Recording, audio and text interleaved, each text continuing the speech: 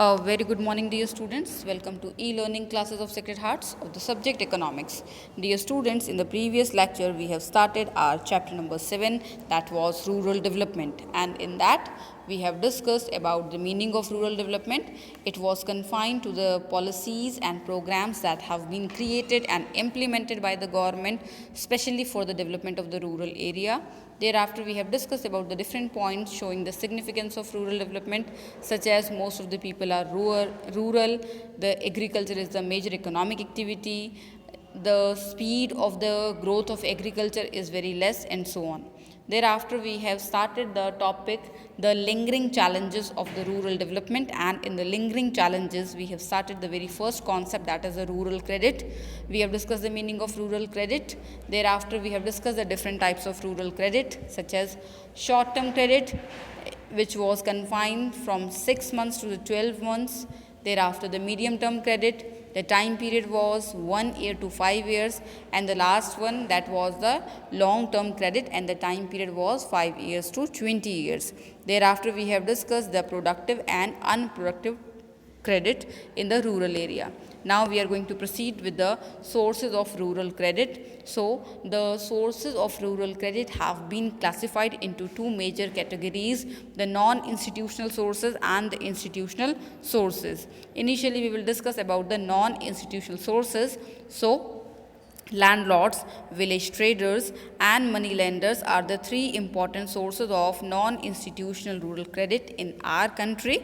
If we talk about in the traditional terms, then most of the credit need of the farmer were met through these sources. That means initially, in the initial times, early times, the farmers used to get the loan from the landlord, village traders, money lenders, etc.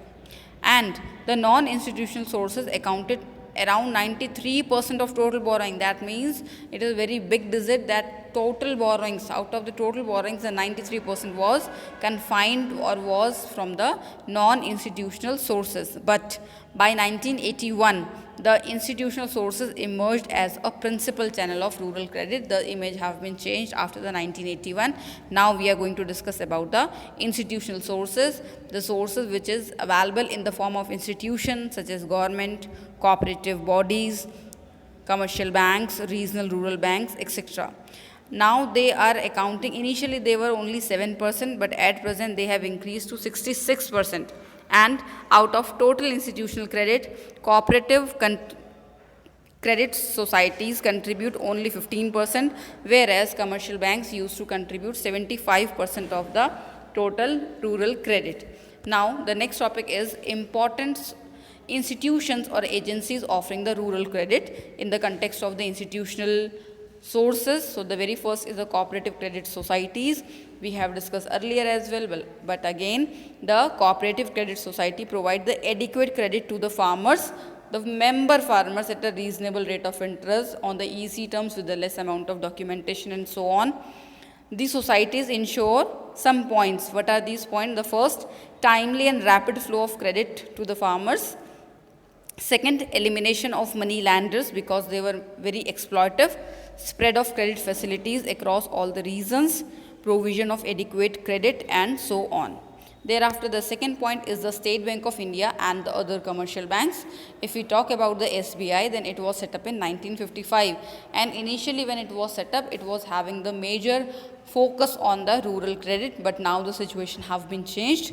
Now, the government realized that the rural credit needs could not be met by the cooperative credit societies.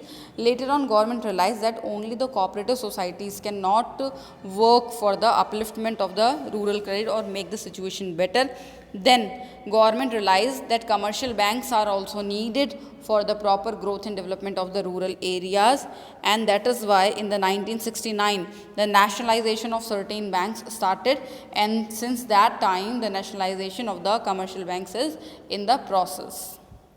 Now the third point is the regional rural banks. These are also known as RRBs, and the land development banks, LDBs.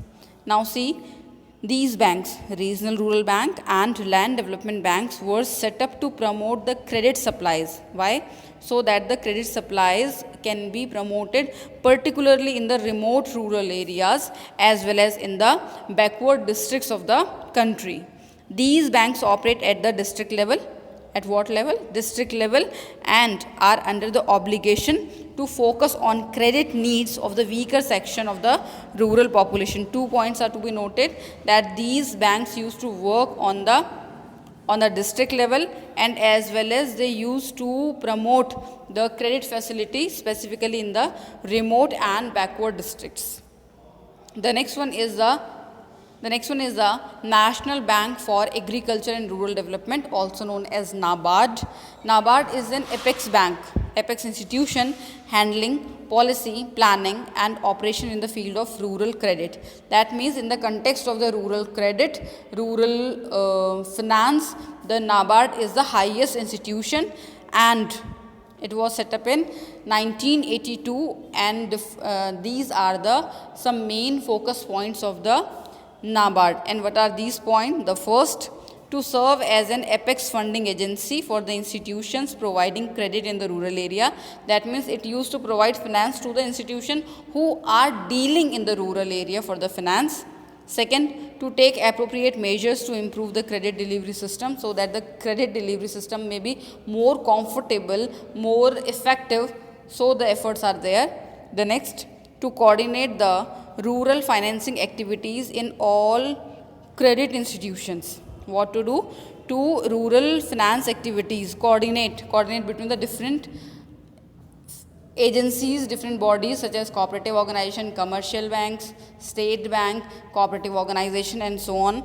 And the last one, to undertake monitoring and evaluation of the projects refinanced by it, the projects that are financed by the NABARD, to look out and to cross check their functioning, that they are functioning in the proper way, in the desired way or not. So this is all about today. God bless you all. Lots of love.